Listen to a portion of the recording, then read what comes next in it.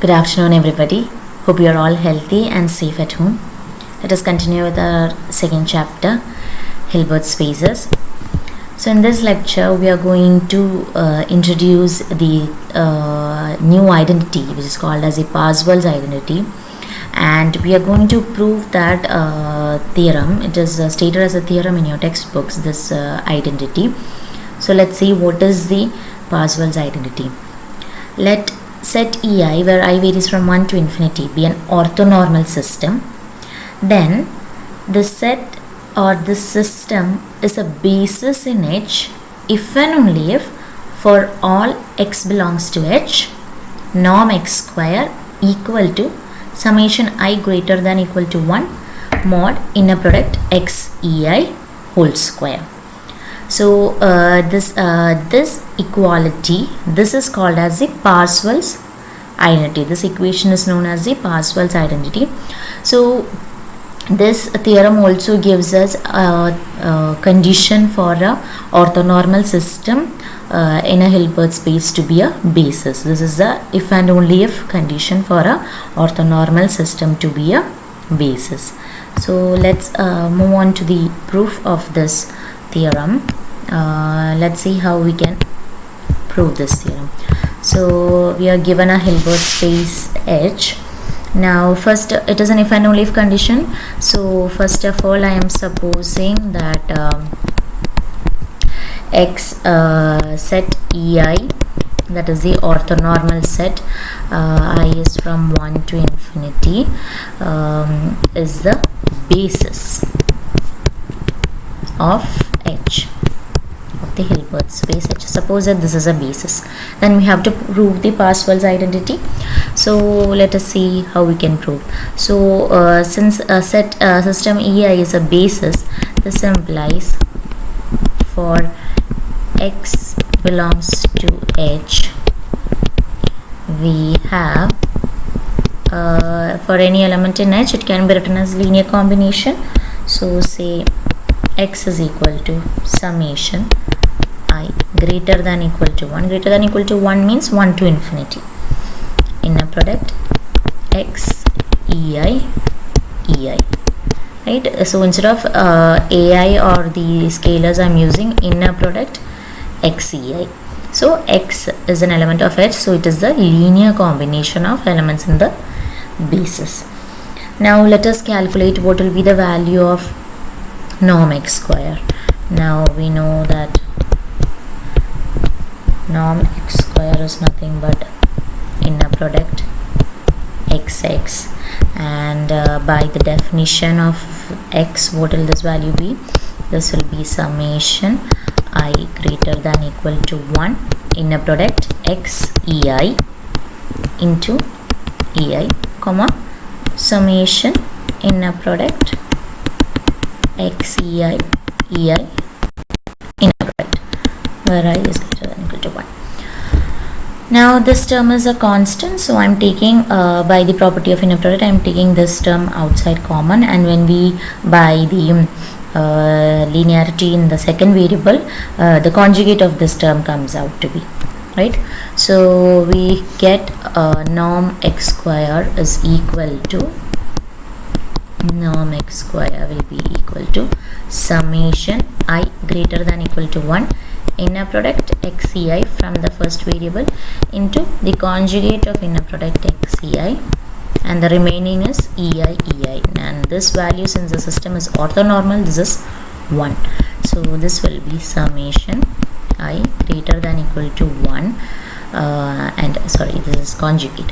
So summation I greater than equal to 1, this is nothing but x into x conjugate in complex is mod x square. So this will be mod inner product x EI square. This was the identity that we had to prove, and this is the Parseval's identity. So the proof part was simple. Now let us move on to the converse part. How can we prove the converse part? That is, we'll assume that the identity holds and we have to show that set EI is a basis. So let me consider consider the term norm of x minus summation I equal to 1 to n inner product x ei square. Okay, so by the relation between norm and inner product, we have this is inner product x minus summation I equal to 1 to n inner product x ei comma x minus summation I equal to 1 to n inner product x ei. Now I am just going to open this or expand this. So what will I get? The first term is x and x, that is inner product xx. Then the second term will be x and the second term, that is inner product x, and minus summation I equal to 1 to n inner product x ei into ei. Then what will be the third term? The next term will be plus inner product minus summation I equal to 1 to n inner product x ei comma x, and the last term will be plus this term we had just now did, right? 1 to n inner product x ei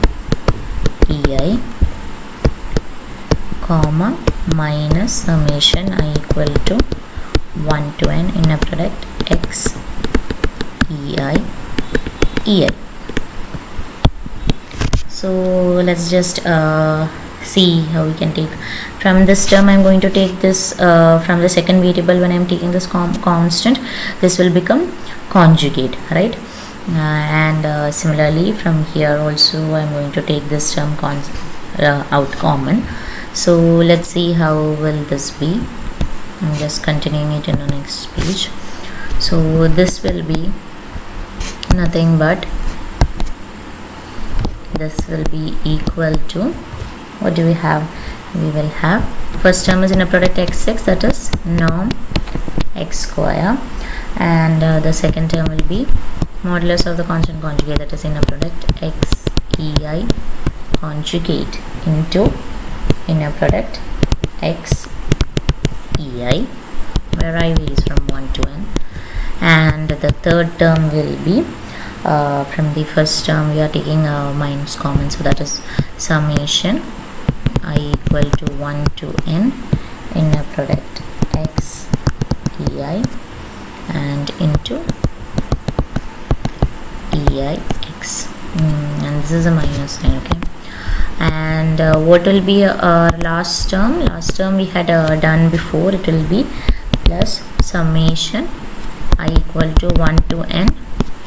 From the first term we'll take x ei and the second term we'll take the conjugate, so altogether it will become mod inner product x ei conjugate model x ei square and inner product ei, that will be 1. This was the same term that we had done in the first part. Now this is inner product x ei into inner product x ei conjugate, and this is again inner product x ei into inner product eix, that is nothing but x ei conjugate, right?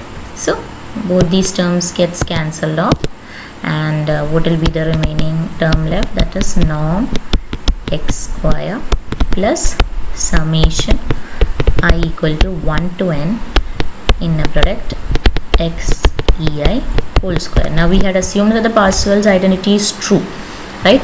So this term, that is norm x square, is equal to summation I greater than equal to 1 inner product x ei mod square, right? This was the Parseval, this was our assumption.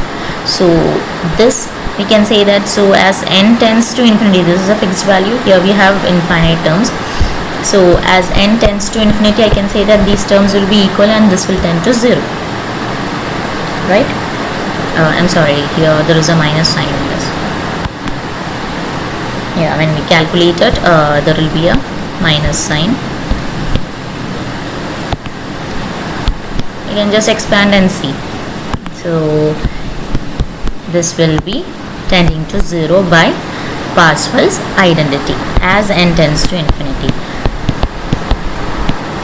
So we can say that this is actually the same condition, that is what did we get in the end. What we are obtaining is we are getting that the norm of x minus summation I equal to 1 to n inner product x ei whole square is tending to 0 as n tends to infinity. So we can conclude that x will be precisely this term itself, I is equal to 1 to n inner product x ei, that is, it is a linear combination of elements ei. So from this we can conclude that the set ei, where I varies from 1 to infinity, forms a basis. So we have proved both the parts. The proof is very much simple. You can just go through it again. So that was our Parseval's identity, or the theorem which depicted the Parseval's identity. So just keep this identity in your mind. We shall use it to prove other theorems and all. That's it for today's session. We shall wind up here. Thank you. Stay home and stay safe.